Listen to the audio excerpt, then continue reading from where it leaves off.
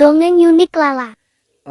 Kemarin malam, bukan tadi malam, saya menyerap energi gunung di malam hari, mencoba mencari tahu apa yang akan dilakukan hawa gelap terhadap jiwa-jiwa terpilih di titik-titik akhir akan terbaliknya jagat ini menuju jagat anyar atau zaman baru.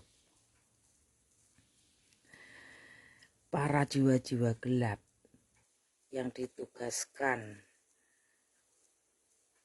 untuk mengganggu, menggagalkan tirakat para jiwa-jiwa terpilih menika, karena saya bilang ujian cinta adalah ujian terakhir. Hawa gelap terus itu merasuki para jiwa-jiwa yang sebenarnya terpilih, tapi karena tidak kuat mental atau memang melenceng dari istilahnya atau tidak kuat derajat, itu merasuki jiwa mereka dan akan yang sudah terkontaminasi oleh virus gelap meniko mengajak kesatria yang lain itu akan otomatis menjadi saudara gelap mereka. Saya beri contoh paling mudah ya. Tapi sebelumnya saya sedikit memberi clue. Mereka hadir terutama di media-media. Jika Anda lagi gencar-gencarnya melihat medsos, akan merasuk melalui komentar-komentar yang berusaha menarik simpati atau dengan cara misalkan, saya beri contoh aja biar lebih mudah banyak dalam menyerapnya ya. Saya misalkan membuat konten.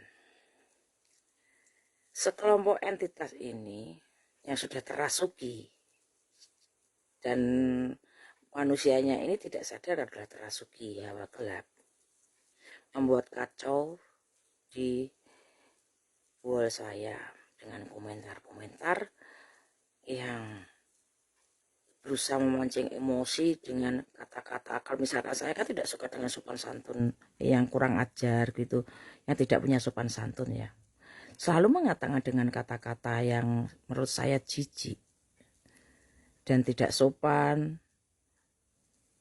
Itu terus saya mencoba memancingnya dengan kata-kata, karena saya sendiri juga berusaha menunjukkan sesuatu, karena ada beberapa ksatria yang terkecoh dengan beberapa komentar, karena mereka sendiri tidak menyalahkan, karena dalam kehidupannya diuji dengan kekuatan materi, kekurangan materi, kekurangan cinta, kurang kasih sayang, kurang validasi, dan mereka diombang-ambingkan oleh keadaan dan kebingungan karena mereka tidak sadar diri mereka siapa. Saya tidak menyalahkan itu, makanya saya berusaha memperingatkan semampu saya, berhati-hatilah, iling lanas podo, iling Anda itu sedang diincar, dan waspadalah.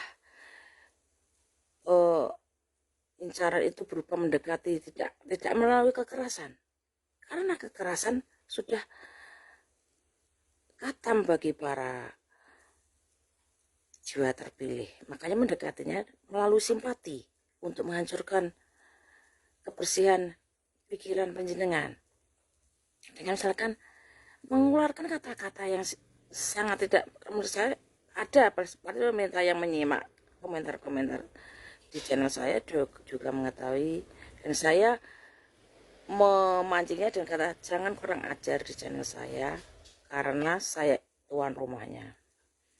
Dengan bangga merasa yakin dia, karena plagiat ya, rata-rata itu para gelap itu kan plagiat yang sedang ngetren sekarang. Misalkan dibilang kurang ajar, dijawab dengan begini, kalau aku kurang ajar ya ajari aku, seperti itu semacamnya. Kalau misalkan nanti kelakuannya gini, ya ajari aku kalau Anda sempurna, semacam itu. Itu jebakan yang sangat tidak disadari, saudara. Padahal sebenarnya dengan cara berpikir kita, harus seorang pandai berkata-kata bersilat lidah seperti itu, kan ada sebabnya.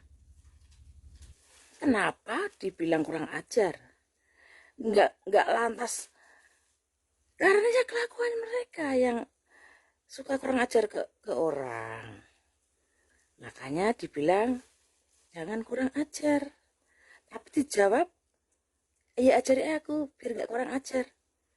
Nah, itu para jiwa yang tidak sadar karena sehari-harinya mungkin disibukkan, tidak sempat berpikir, disibukkan dengan pekerjaan, memeras keringat. Hal seperti itu mungkin dianggap sesuatu jawaban yang cerdas, padahal itu plagiat, saudara. Itu gak murni dari pikiran mereka. Itu sedang ngetren saat ini jawaban-jawaban seperti itu, ya. Sehingga kadang misalkan saya membuat channel, penjenengan ada sesuatu sama saya, misalkan di masa lalu Anda mulai menyadari kesalahan panjenengan, mulai mendekat, terus saya ingatkan ada sesuatu yang sedang panjenengan dekati saat ini, dan tanpa sadar akhirnya Anda menceritakan tentang saya, misalkan tentang dia cari medsos saya misalkan. Setelah itu dia mengomentari, ini terjadi benar kemarin, karena kemarin ada kasus yang saya ceritakan, ada orang yang mengerti maksud saya. Dia mengomentari tidak sopan di channel saya yang kemungkinan tidak dikomentari lagi oleh orang di channel yang lain, mengatakan hal-hal yang tidak baik, tujuannya menjatuhkan saya karena cerita panjenengan. Sehingga di medsosnya dia pun, misalkan di TikToknya itu diprivasi agar pembicaraan panjenengan dan dia tidak terlacak. Mungkin itu suruhan Anda sendiri, tapi gak masalah, bukan saya. Yang saya sayangkan, panjenengan jangan terjebak oleh orang-orang seperti itu. Itu mengejar ruh Anda, jiwa Anda yang sedang saat ini mau menitis, agar sampai menunda atau mengurungkan, dibelokkan panjenengan agar tidak meneruskan perjalanan karena merasa gimana, entah rasa bersalah atau minder atau sebagainya. Saya sengaja seperti itu biar saya dalam menteorikan ini penjenengan resapi melalui penjenengan alami. Insya Allah saya dikasih tahu hal-hal nanti, dan saya sedikit mengatakan saya adalah salah satu semacam yang dikasih tahu gimana kehidupan di zaman baru nanti.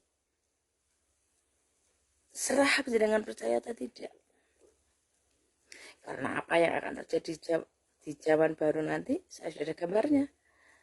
Kalau saya gambarkan di saat ini nggak akan nutup, karena berbeda sekali, berbeda zamannya, lebih canggih, lebih modern, tapi lebih purba, seperti lebih kuno bukan kuno terus kolot bukan, lebih lampau, lampau yang modern, lebih modern dari saat modern sekarang. Arti yang sangat tidak bisa dijelaskan. Mengatakan dipahami ya Mbak. Semoga menjadi pembelajaran yang kalau Anda gengsi mengakuinya, ini adalah informasi yang benar, silahkan, monggo.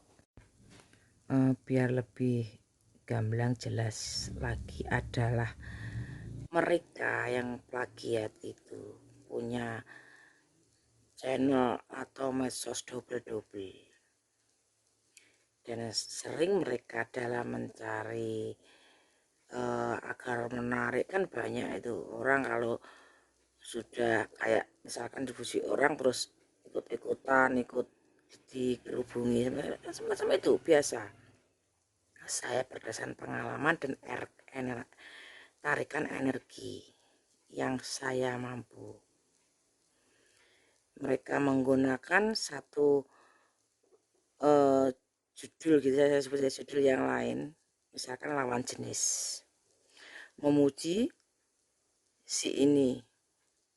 Yang saya lihat dari plagiat mereka, orang dalam menjebak para kesatria ini,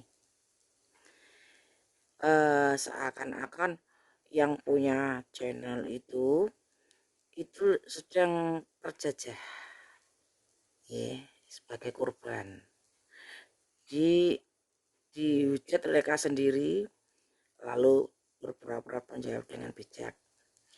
Juga dengan orang-orang yang berusaha mendekati penjenengan yang satria yang punya channel. Mereka masuk dengan baik-baik sebagai teman. Terus channel yang lain dia menghujat, dia tampil sebagai pahlawan. Itu saya sadari betul. Cuman saya tidak tahu, tidak pura-pura tidak tahu, kura-kura dalam perahu. Saya biarkan. Karena energi tidak pernah bohong, sederek. Nggih. Tadi tapi mulai saya tegaskan. Saya pernah bilang, selama kamu berkomentar baik, meskipun aku tahu orang yang sama yang sudah menghujat saya jawab baik. Tapi pada titiknya nanti, semua label Anda yang Anda sematkan di komentar saya akan hilang semua. Silahkan panjenengan tertawa-tawa. Itulah kayak orang-orang merasa sombong, merasa nggak tahu apa yang mereka lakukan. Mereka tidak tahu kalau kita tahu. Dan mereka tidak tahu kalau dirinya tidak tahu. Ya, hati-hati sederek. Para teman yang punya channel juga begitu. Mereka datang dengan muka dua. Yang satu baik sebagai teman, yang satu baik sebagai musuh. Dan mereka akan menyelamatkan. Semacam itu. Dan kadang tampil sebagai seperti satu tim gitu, saling membela untuk menyerang channel dalam menjatuhkan karena channel Anda dianggap ancaman, misalkan seperti itu. Yang parah itu yang cara-cara kerdil receh, membuat akun-akun cloningan, muji-muji, terus seakan-akan menentang, terus menjawab dengan plagiat yang dia dapat saat ini dengan istilah-istilah kata-kata muara sok bijak. Ingat, kalau ada asap ya ada apinya. Ya sederek mengaten kemauan penjenengan sendiri, saya pasti ini juga akan serang. Berarti kamu bicara karena kamu gitu. Maaf kalau saya channel YouTube hanya satu. Ada yang lain itu palsu, cloningan orang yang ingin menjatuhkan saya. Nggih. Channel saya cuma satu. YouTube. Kalau TikTok banyak.